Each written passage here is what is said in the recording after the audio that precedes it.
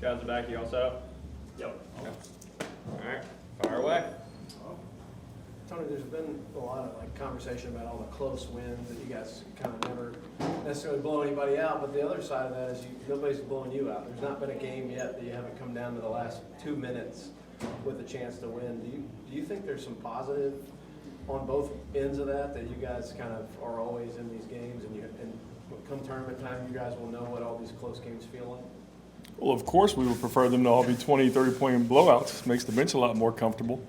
But no, it does, especially for the young guys. We've got a veteran group of guys who've been through it, know how to handle it, and they've been carrying us through a lot of these situations. And it's good to see the freshmen get the much-needed experience, because once you get late in the season, the race for conference regular season champion is going on, so that you're playing for something this time of the year. You get in the conference tournament, obviously means something, and then when you get to the NCAA tournament, then you're talking about a true one-and-done scenario. So being in these close games is definitely a benefit, especially to our younger guys. What do you think is the thing that this team is best at, or has learned the most about itself in this just never-ending string of close games? Well, we're tough and we're resilient. We've got a don't give up, refuse to lose type attitude, and that is a positive thing. If we lose, it's just because we ran out of time, not because we let go of the rope. And that is it's something that's hard to develop, but it's a positive when you see your team has that innately. So it's a good thing for us. Tony, you guys have shot much better on the road than at home the last 4 or 5 weeks. What, if anything, does that mean? You got an answer for me? Because I don't have one. I mean, we probably spend as much time in our opponent's building as we do in our own, so that's not a factor. So who knows what it is? But we've got fantastic shooters, and I think in the few home games we have remaining, hopefully we'll start to shoot a lot better. Is there a lot of debate about practicing in a different facility than when you actually play the games? Would you prefer to have more practice at Barbee? I don't think it matters. When you look at Cal's win-loss record over the course of 10 years, hard to argue about the success in that arena. So I don't think, the rims are 10 foot, the court's the same length, the basketball has the same amount of air in it. You've got to, no matter the background, you've got to be able to get results at the end of the day. We're getting them on the road. We got to figure out a way to get them at home. I've heard some players say that rough is the size of it and the basket is kind of out there in the middle of an open space, and that's not ideal as a shooter. Exactly. I was a shooter. And when I hear those arguments from our guys, I said that's the arguments of non-shooters. Everywhere we play, somebody's got a different ball. There's a Nike ball here, where it's an Under Armour ball here. There's an Adidas ball here. It's a Wilson ball there. The nets might be different, tighter, looser. The rims are a different color, orange. You either can shoot the ball or you can't. Doesn't matter the background.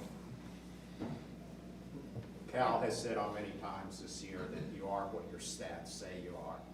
Ashton's stats are kind of less than stellar. How do you reconcile his play and his stats? What are those stats? Because I don't know them offhand.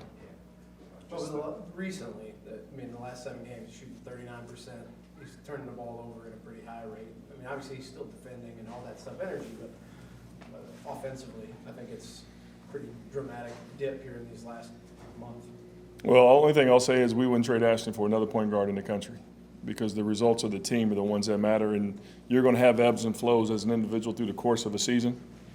That's just human nature. So we expect Ashton to get back on the upswing here pretty soon on the offensive end of the floor, because he's gifted on that end too, just like he is defensively. Tony, I think the last 6 games you've held the opponent either 40% shooting or below. I think it was 5 straight below 40 until 6. Are you happy with the defense right now? Yeah, I think our defense is evolving and coming along. Again, our veteran players have carried us on that end of the floor, as our younger guys have caught up with the intensity, the speed, the scheming at this level that you have to have, and then have 5 guys working as one on the floor. And so I think we're happy where our defense has progressed, but like every aspect of our team, we've still got some ways to go to be the best we can be. Talking about 5 guys working together on the floor, so you mean like help defense and that sort of thing. Yeah. How much improvement have you seen in that area, especially when you basically got the same core of 7 or 8 players who play together? How much does that help in that regard? It's been a ton. You see the symmetry and the chemistry coming along on the defensive end of the floor. These guys are connected, and we're communicating better is a big part of defense, and it's always a struggle to get the young guys to understand what communication is. Communication is two ways. It's not just one guy saying do this. It's two guys communicating something that they're seeing. We're working on anticipating. We're working on seeing ahead, because if you see ahead, then you're able to communicate what you see. So it's a lot of these different things that the younger kids don't know and struggle with coming in the door. This group of younger guys has learned and taken it on, and so now you put those two together, the veteran group with the younger group picking it up, we're becoming a pretty special defensive team. As a staff that's tried to pull winning habits out of E.J. Montgomery, how much sort of satisfaction is there to see him rip a rebound away from another guy, end up on his back, make a super heads-up play to get that ball back to Tyrese? It happened twice in the game. I think we all teased him that he had a trip. It couldn't have been. That he ended up on his back? Yeah, that he ended on his back, and he dove for a couple of loose balls, but he had to get tripped. It couldn't have been him just getting after it. No, it's EJ evolving as a player, and it's, I keep saying it every time I come out here and we talk about a guy. Saying EJ, we've had a lot of atypical freshmen here, and EJ's no different than just normal freshmen from around the country, that it's taken him a little bit longer in the process to get it. But is there anything wrong with that? Is there anything wrong with it? P.J. Washington, Willie Cauley-Stein. You can do both here. You can be one and done and out the door, or you can come here and develop and take your time. You can do both. It's on your timetable, not on ours. And EJ's, it's neat to see him starting to see some of the fruits of his hard work and the success and the praise, because we don't win that game the other night if it's not for EJ. Tony, LSU has hit a little bit of a rough spot here lately. Do you guys kind of anticipate them being a little bit of a wounded animal, so to speak?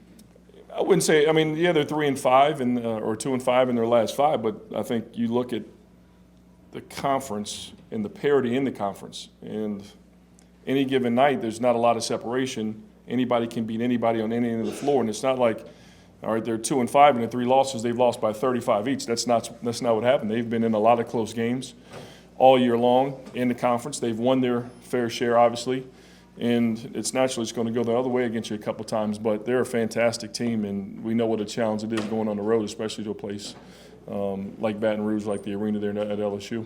I think Kent Palm has them like number 3 in offensive efficiency. What makes them good on offense? I mean, it's not really they've got 5 guys that are starting that are averaging, not just averaging, just 10 points. I mean, they're averaging significant double figures.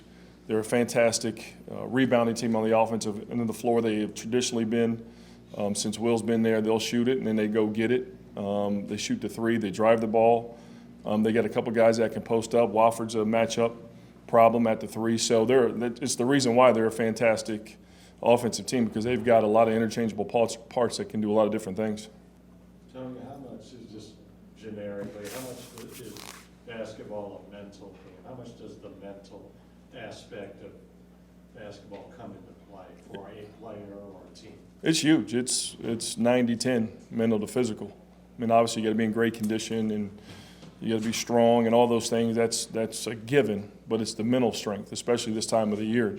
Season's starting to get a little long in the tooth. The dog days of conference play is winding down. Everybody's could be looking ahead to the postseason, but it's those teams that can stay in the moment the best, and the coaches that can keep their teams in the moment. And again, I've been around for Cal as long as anybody, and there's no coach that does it as good as him, is keeping his team present right now, not worrying about what happened before.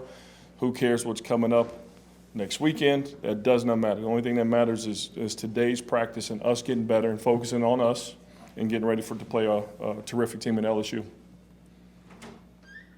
Anything else, guys? What sort of things can throw off a guy's mental balance? Fatigue. It's on the, it's whether it's the course of a long season or in the course of a hard practice or the course of a game. Fatigue, as they say, makes cowards of everybody, and it's really the fatigue that you get lazy mentally. And so that's probably the biggest challenge this time of the year, is if you can keep your team energized and together and connected, and they're, you're tired of seeing the players are tired of seeing you, they're tired of seeing each other, they're tired of flying on the planes together, but if you can keep your teams excited about each other, and Cal's done that as good as anybody since I've been with him, which is a long time.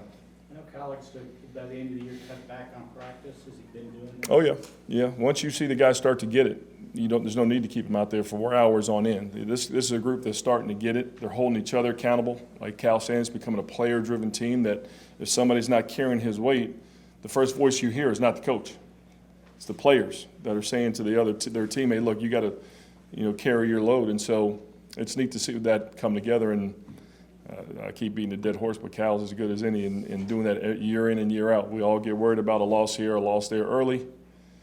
But you see it over and over again. Late December, early January, his teams connect, cohesive, come together, and then take off. And then what happens down the stretch here, we'll see.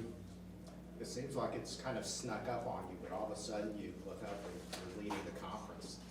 How does that mentality now play into how your coaches address a team and approach this game? Again, it goes back to not looking in the past because you can't change it. There's no sense in looking forward because you can't do anything about it.